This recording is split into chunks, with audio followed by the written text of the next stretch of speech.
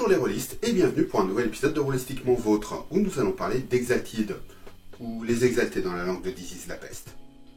Exalted est un jeu de rôle états-unien dont la première édition est sortie en 2001. Ayant pour inspiration les films de sabre et d'arts martiaux hongkongais et les animés et mangas shonen tels que Dragon Ball, Naruto ou Bleach, il propose de jouer des Exaltés, des êtres à qui les dieux ont offert des pouvoirs surpuissants afin de défendre la création, le nom extrêmement original de cet univers médiéval fantastique. Depuis sa sortie, le jeu a profité de 3 éditions et d'une très large gamme de suppléments.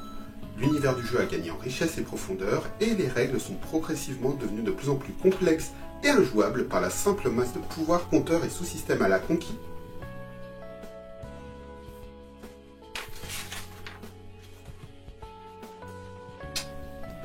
Prof, c'est toi qui as touché à mon texte.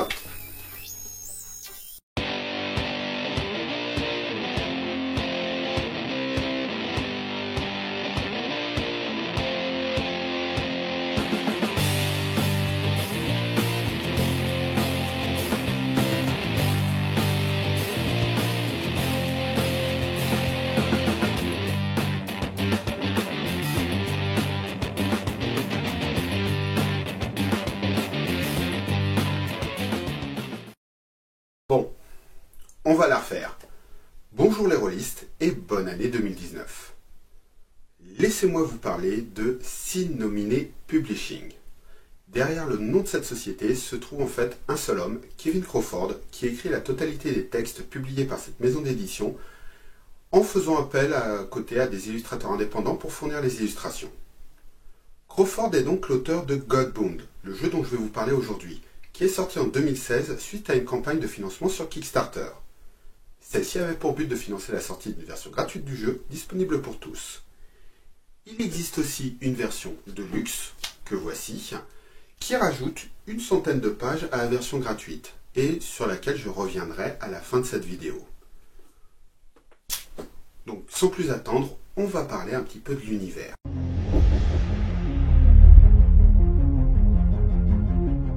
Bon, comme 99% des jeux médiévaux fantastiques, le monde de Godbound a connu un âge d'or il y a de très nombreux longtemps. À cette époque, la découverte d'une forme de magie agissant sur la création, la théurgie, a permis de vaincre des maux tels que la faim, la maladie, l'homéopathie et les forums de jeuxvideo.com. Et devant cette chance incroyable qui leur a été donnée, les différents royaumes ont décidé de s'unir et de créer une utopie où chacun pourrait être heureux et où les personnages des joueurs seraient les garants de cette joie de vivre. Sérieux? Non, comme d'habitude, ça s'est royalement foutu sur la gueule. Cette fois-ci, non pas pour l'acquisition de ressources, puisque la théurgie permettait à chacun d'avoir ce qu'il fallait, mais pour défendre la supériorité de ses idéaux. Et comme la guerre s'est éternisée sans vainqueur, ils ont décidé de s'en remettre à un arbitre, et ont donc envahi les cieux, foutant sur la gueule aux anges au passage, pour demander au créateur de désigner le grand vainqueur de cette guerre. Coup de théâtre, surprise, choc, frustration, le trône du créateur s'est avéré désespérément vide. Alors que certains mortels se demandaient si Dieu avait jamais existé ou si leur guerre l'avait fait fuir par dégoût, par peur, d'autres se sont réjouis. Si un trône est vide, ça signifie que quelqu'un d'autre peut s'y asseoir. Par exemple un nouveau dieu, un dieu façonné de la main de l'homme pour étendre les idéaux de ses créateurs sur l'univers, vous voyez ? Du coup, la guerre changea de visage, les mortels pillèrent le paradis et ses instruments afin de créer des dieux artificiels qui s'affrontèrent dans des déchaînements de puissance cataclysmique, provoquant d'effroyables destructions un peu partout sur l'univers. Aucun ne put cependant prendre le contrôle du trône, ceux qui essayèrent furent consumés par son pouvoir, et à côté de ça, les pillages et dégâts infligés aux machines célestes, qui sont responsables du bon fonctionnement de la création, provoquèrent la dislocation de la création entière. Là où il s'étendait avant un monde unique, il y avait désormais des fragments de différents morceaux d'univers, îlots de terre flottant dans un océan de nuit et de chaos primordial qui cherche à les dévorer. Fun! Il n'y a pas eu de grande bataille finale à cette guerre. Celle-ci se termina faute de combattants, les derniers dieux artificiels préférant se replier afin de défendre les fragments de leur empire. Que ce soit face aux créatures venues de la nuit incréée, l'abysse peuplé de créatures Lovecraftiennes en dehors de la création, qu'aux monstres développés par les énergies déchaînées pendant la guerre, aux anges, désormais résolus à se venger de l'humanité et ayant trouvé refuge en enfer, ou encore aux dieux parasites, des humains ayant absorbé par accident une partie de l'énergie divine libérée pendant la guerre divine, et cherchant désormais l'adoration des mortels. On peut dire qu'on est juste quelques minutes avant minuit sur l'horloge de l'Apocalypse, et c'est dans ce contexte que les personnages des joueurs, ils vont incarner un nouvel espoir. Ils sont ce qu'on appelle des Godbound, un terme désignant quelqu'un lié au divin. Comme les dieux parasites, ils sont des mortels ayant reçu un fragment de pouvoir divin. Sauf que chez eux, le processus s'est déroulé plus sereinement.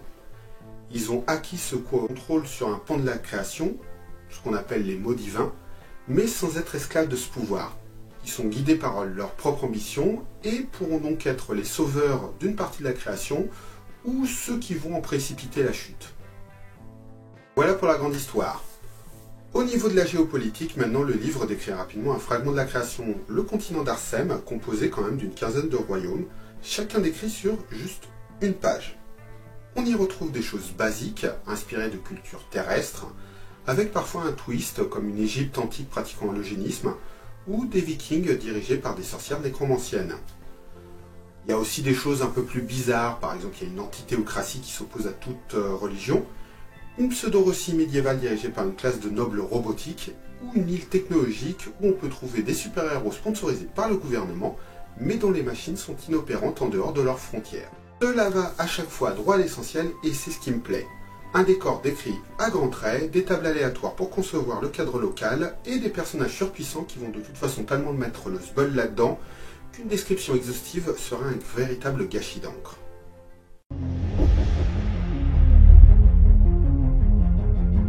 Kevin Crawford rattache son jeu à la mouvance OSR. On peut même dire qu'il s'agit d'un quasi-clone reprenant énormément des règles de Donjons et Dragons version basique et expert, mais avec des modifications significatives.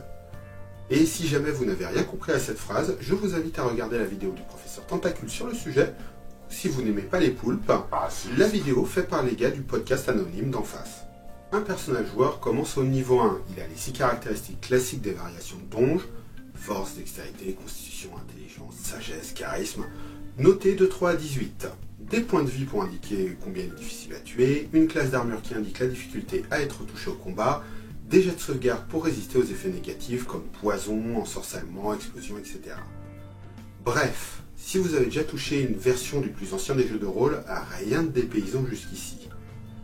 À cela s'ajoute ce qu'on va traduire par des faits, facts, dans VO, des traits libres qui agissent comme historiques et compétences comme gamin des rues ou chevalier de l'ordre serpentin.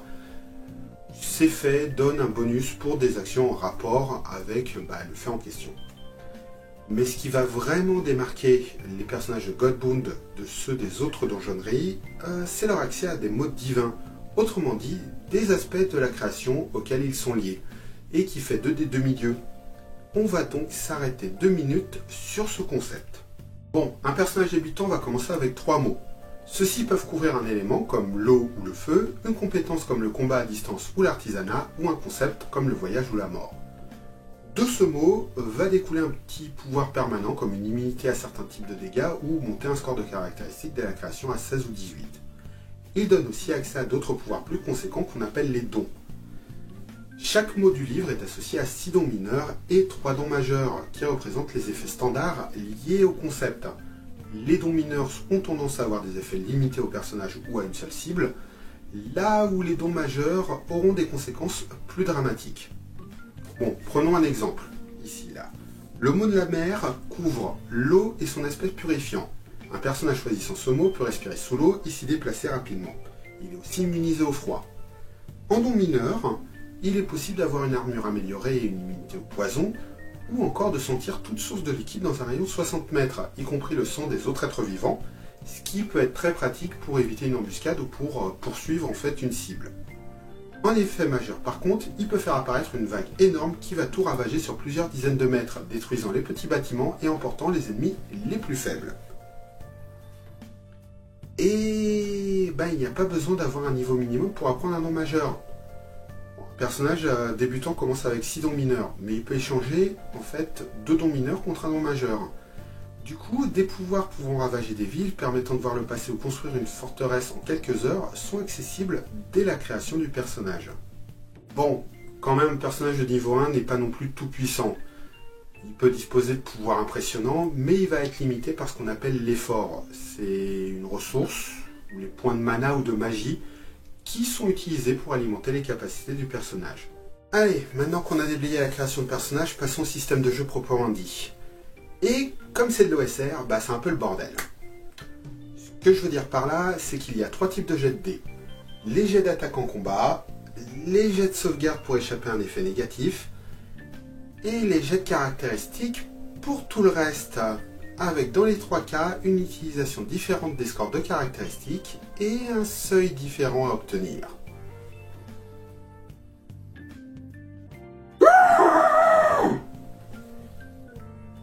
Alors, le système n'est pas unifié, mais dans les faits, les scores à obtenir sont calculés avant de commencer à jouer. Et on reste sur le lancer d'un dé à 20 faces en espérant faire un gros score, avec quelques additions et soustractions. Bon, si à la lecture les variations m'avaient chiffonné,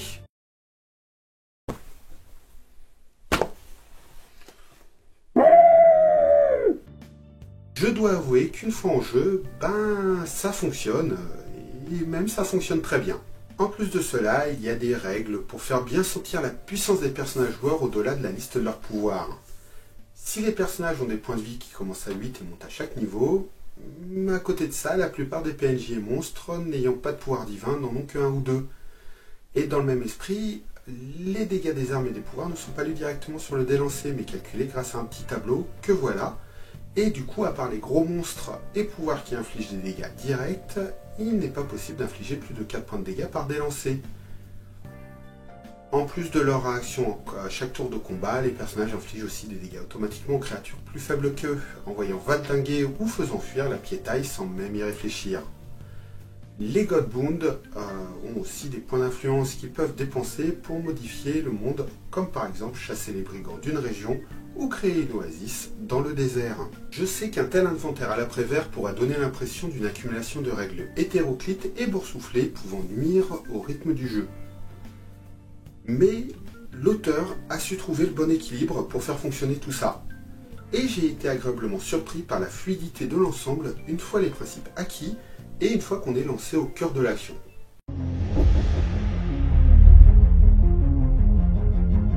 Au-delà de la description de l'univers et des règles, la version de base, celle gratuite donc, contient aussi un bestiaire ainsi que des conseils et outils pour gérer une campagne en mode bac à sable. Le bestiaire déjà est non seulement bien rempli, mais donne en plus toutes les clés pour adapter les créatures issues d'un autre ouvrage OSR, ou même créer ses propres bestioles. Les monstres présentés sont variés, décrits avec la même simplicité que le reste du système, et offrent un défi plus que conséquent pour les groupes de Godbound de tout niveau. Par contre, ça reste très sage. Il manque le petit grain de folie, le monstre original ou marquant qui donne envie de créer tout un scénario autour. Heureusement, pour ce qui est de la création de scénario, vous pouvez compter sur 50 pages de conseils de tables aléatoires et autres outils. Et c'est là où le jeu m'a vraiment mis une claque et m'a donné tout de suite envie de le tester. Godbound est fait pour être joué en bac à sable. C'est-à-dire que vous allez créer une zone de jeu où vous allez lâcher les personnages des joueurs, avec simplement quelques amorces d'intrigue à suivre et un ou deux donjons. Et vous allez suivre leurs envies et actions, sans chercher à imposer le déroulé de votre campagne délicieusement scriptée en 12 épisodes. L'auteur fournit de très nombreux conseils pertinents sur la préparation et la gestion de son bac à sable. Il explique clairement les avantages et limites de cette façon de jouer, propose un pas à pas pour concevoir la zone et les nombreuses tables aléatoires sont là pour vous inspirer et pour compléter la donne. La version gratuite est déjà bien remplie, c'est un jeu tout en un avec univers, système, bestiaire et conseils pertinents. Et la version payante, quant à elle, rajoute une centaine de pages de bonus, rajoutant des options comme la possibilité de jouer des mortels, des options de endgame, on pourrait dire, pour tenter de réparer le monde ou juste créer son petit paradis dans un coin, mais surtout, cette partie, sans le dire ouvertement, contient tout ce qu'il faut pour jouer dans l'excellent univers d'Exalted sans se prendre la tête avec un système lourd et mal branlé. On y trouve ainsi des variations de Godbound qui permettent de reproduire les différents types d'exaltés, ainsi que les arts martiaux mystiques et les robots géants, les armures technomagiques qui font la spécificité de cet univers. Mais soyez rassurés, si Exalted ne vous intéresse pas, ces options sont parfaitement utilisables dans d'autres contextes. Godbound n'est à mon avis pas accessible à tout le monde. Déjà parce qu'il n'est pas disponible en français, ce qui est fort dommageable étant donné la beauté de notre langue. French is my favorite, fantastic language. Especially to curse with. Nom de Dieu, de putain de bordel de merde, de saloperie, de connard, d'enculé de ta mère. It's like wiping your ass with silk. I love it. Maintenant, si Black Book veut ajouter un 42e jeu Medfun à leur catalogue, moi je dis ça, je dis rien. Plus sérieusement, si vous avez besoin d'un background détaillé ou d'un système unifié pour apprécier un jeu, passez votre chemin. Si par contre, vous êtes prêt à passer outre le léger bordel des règles, les clichés accumulés dans l'univers, si lâcher prise sur le contrôle de la campagne et réagir aux actes de personnages tellement puissants qu'ils vont vous retourner le setting ne vous dérange pas, alors je peux que vous recommander ce jeu. Surtout que, comme je l'ai dit, il est disponible gratuitement. J'espère que cette vidéo vous aura plu et vous aura donné envie de découvrir Godbound. J'en ai autant apprécié la lecture que les parties jouées avec, et il m'a réconcilié avec les jeux de rôle old school et avec le mode de bac à sable, qui avant me laissait de marbre. Comme d'habitude, n'hésitez pas à partager la vidéo si elle vous a plu, et je vous dis à bientôt pour un portrait de famille du reste de la gamme Godbound. Lisez bien, jouez bien, que 2019 soit rempli de moments de jeu agréables et mémorables, cœur sur vos dés, feuilles de personnages, rôlistiquement vôtres.